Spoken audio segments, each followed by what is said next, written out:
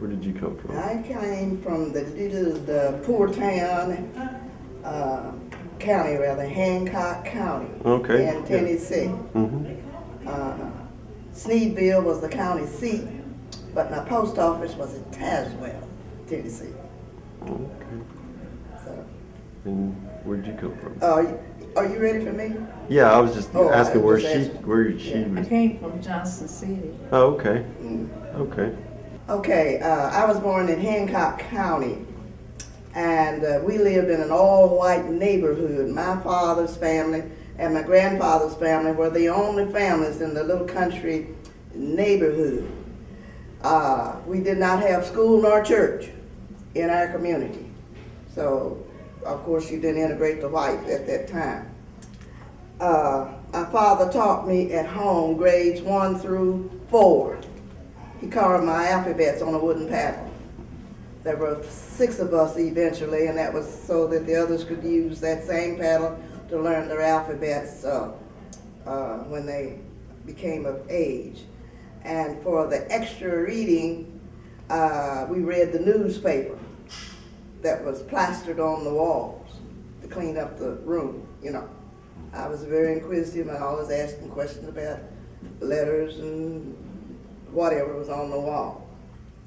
Now, shortly, I'll try to make this short. In Hancock County, they had 6 families on the fringes of Claiborne and Hancock. So they went across the Hancock and Claiborne line and went to the Claiborne County School. So was my aunt. Her property bordered the county line, Now, county and city, Hancock County and Claiborne.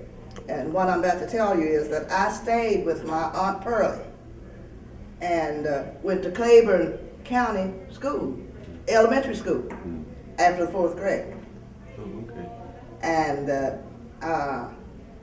my father, being a veteran of World War I, years 1914 and to 1918. So he met the courts in Sevierville, Tennessee often until he got a black school erected on the borders of Hancock and Claiborne. Then we were able to walk 5 miles to school every day. Of course, the other black children were on the line down there at Hoop Creek line, and they didn't have far to walk, but we had 5 miles to walk to school.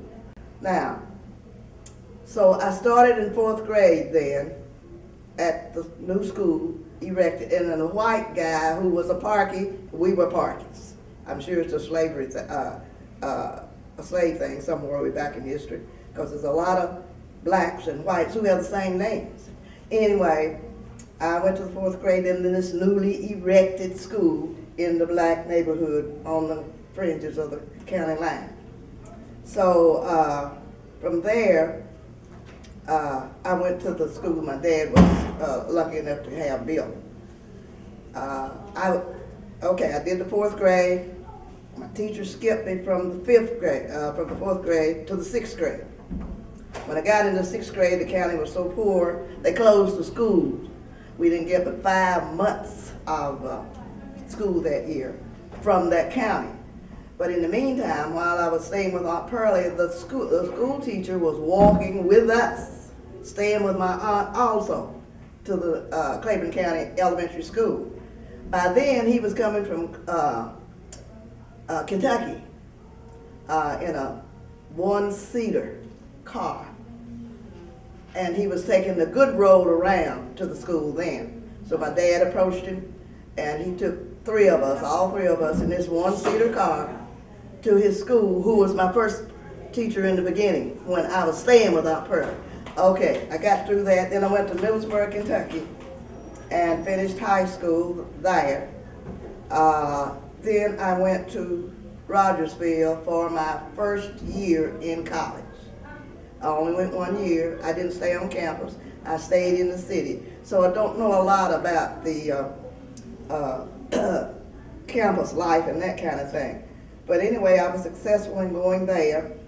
And I got a prize for being the best all-around student in the college department there. Okay, so we didn't have to pay, yeah, we did, we had to pay tuition there.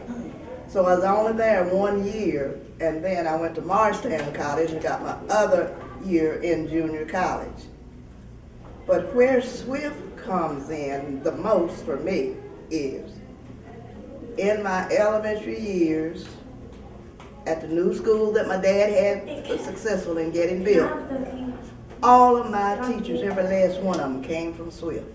Now that's where I got impressed and taught for real. And black women couldn't do anything much but teach school then. And I was so impressed with them, and I just admired them, and I wanted to be like them. And from an early childhood on, my dream was to be a school teacher. And I got the best education and foundation from those teachers that came from Rogersville. I compare them with anybody. I went to Morristown College. I graduated from Knoxville College as valedictorian. I went to University of Tennessee and got my master's. I will compare those teachers with the will and the skill of being the best. Now that's how I feel. That's where I come from. Mm-hmm. So the idea of Swift for you, not to put words in your mouth, but cheapest place I could go and the closest place, because Dad really wanted us at home at that age. But the idea of today when you look back, the idea of Swift for you is one of creating these strong black women teachers. Yeah. Right? Right. Okay. Now, the later ones now were not quite as, my younger sisters came along 10 years later from us, the first four. And those new ones that came in, they were not as apt as the ones I had. I have to say that too. So, just to go back, this isn't about Swift, but I want to just ask you about it.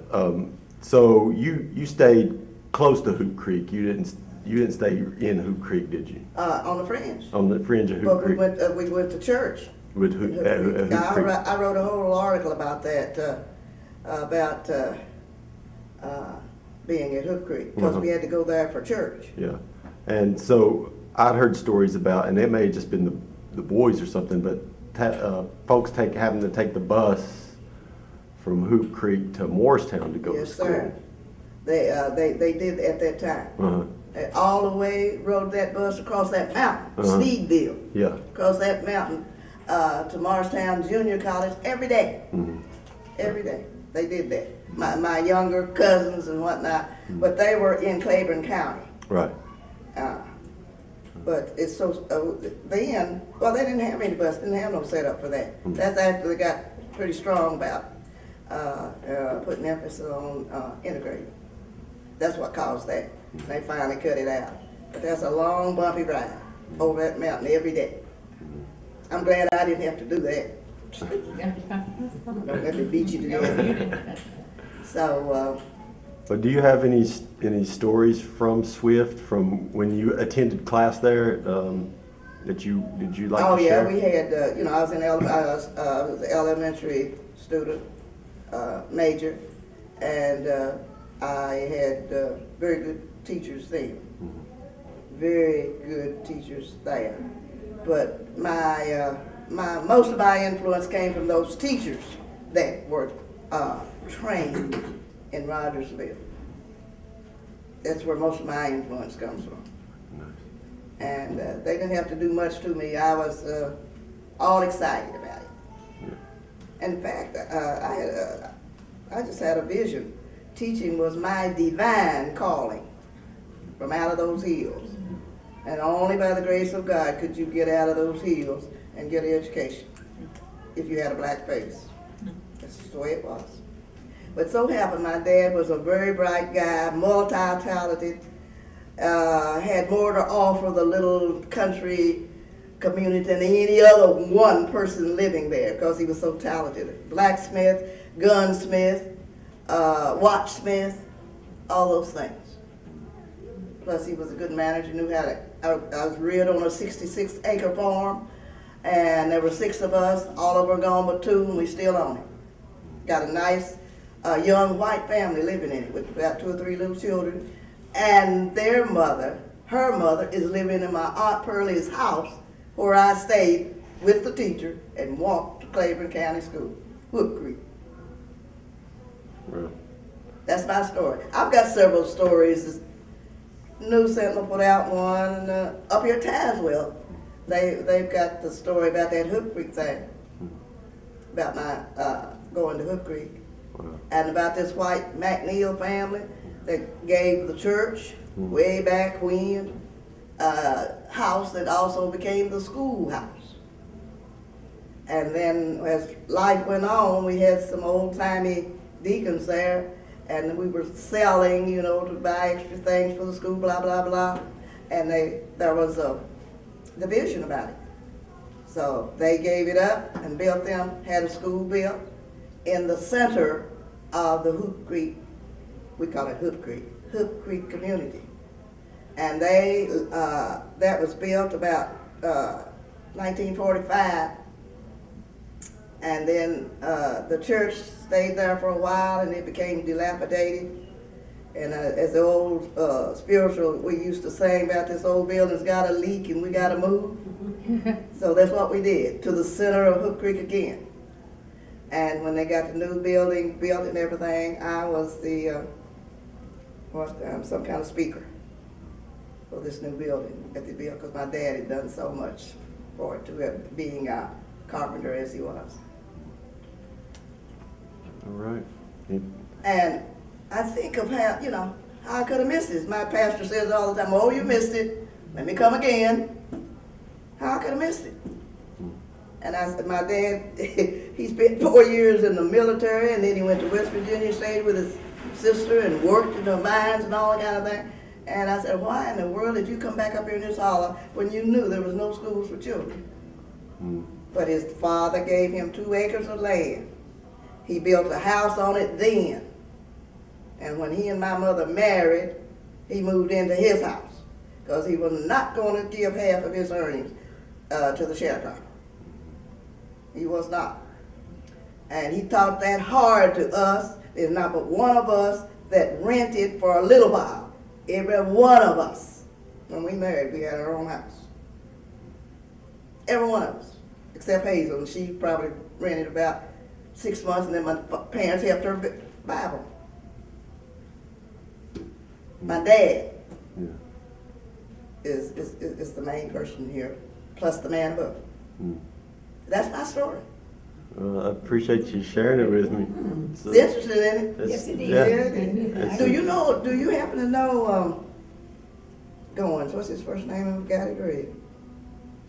He lives in Sneveville. I mean, he lives in Rogersville, but he comes back and forth to Sneveville up there. Did you tell me his name was Jack? Jack. Yeah. Jack I Goins. forgot his Yeah, name. I know Jack. I know old Jack. Jack. Yeah. He's a renowned author. Uh-huh. Yeah, buddy. And when I wrote this story, well, the lady up there wrote it from Sneveville first. Wrote this story that I'm telling you. Jack wrote me a letter. He had me crying. Mm-hmm. He did. And he said they lived close to Sneveville, see, and that they was poor as Job's turkey or something of that kind. And as far as he could see, that Lawrence Parkey was the most intelligent man that they had in the county. Mm-hmm. And he wrote me a letter and describing the situation and whatnot. And then I called him about a year ago, and he's still over there in Steveville. And he wrote this. I wrote my story also in the History of Hancock County book. Yeah. You can get it in Steveville too, Tennessee. Yeah. So, yeah. Have you seen it? I've not seen the book. I've seen okay. I've seen the Hawkins County one, but I'm not seeing The the Hancock County one. But Hancock County, I didn't know anything about Volume 1. I Right. didn't even know they had it. So the white family next to us, we were just like family. She wrote and said, they writing this book, putting another book out of it. I said, you need to put Lawrence and Roxy in there. I said, I sure do. Mm-hmm. So I didn't even know the book was out or they were doing that or anything. So I caught volume 2. Okay. And I was in Knoxville, and we were going to a meeting over here in right out from Tazewell over there at the school. And they had this book 1 in the library there. Now, it was the first time I'd seen it, you know. Hancock County and whatnot. My Lord, wasn't a black face in it nowhere. Mm. Nowhere. Yeah. Well, I said, well, now they can. But I didn't know if they was going to do a second one or anything. But my neighbor home wrote and called to them and said, hey, you need to put Lawrence and Roxy in that book. And they're in there. Mm-hmm. All of us are in there. Short article in it. Mm-hmm. And it's called what? The History of the History of Hancock County, something. Mm. Volume 2 now. Yeah. I missed for one. I didn't know it was existed. Yeah. Missed it. Oh, that's So. That's interesting. You ought to write a book, girl. Oh, they tell me that every time I tell that story. Uh-huh. But it is something to behold. Because I could have missed it, Ruth. Mm-hmm. I could have missed it. You did, it's gone. Yeah. Well, who you gonna pass it down to? Write a book, girl. That writing a book is more. But I've got several articles and stuff around in the back. Put them together. You know, Fred Bedell was the superintendent during that time when the integrated schools here. Uh-huh. I sure did. Because of the Sulphur Springs and all that was surrounding. Yeah, Yeah. out there where the 2 highways come Yeah, and together. that's where I got my mouth and my boldness from, my dad. Because when he met those courts and told him he fought 4 years for all of them, the freedom of all of them, and his children didn't have nowhere to go to school, something wrong with that. Mm. So he got a new school. Mm. He had a lot of influence anyway. Yeah. And he wasn't afraid to stand up and speak for right, I don't care where it was, in the schoolhouse or the church house, Mm-hmm. or my house. Right. Tell it like it is. That's how you do. I'd just like to say the competition was very strong there. Mm-hmm. When I was there, we had 2 brothers, Gene Gray, and you might have heard of Gene Gray, that helped desegregate University of Tennessee. And they were brothers, and then myself and my sister was there when I was there. And you talking about competition. Oh, that competition was strong, but it was the healthy kind. They were good students. Gene was a real good student in chemistry and all that. Everybody was trying to beat each other in that way. But now, you try to outdo somebody now, well, they call you all kinds of names. I mean, it's prevalent. Sometimes students don't want folk to know that they're doing well and accelerating because of the name, nerd and all this other kind of crazy stuff. I don't know where they came from. Mars or somewhere.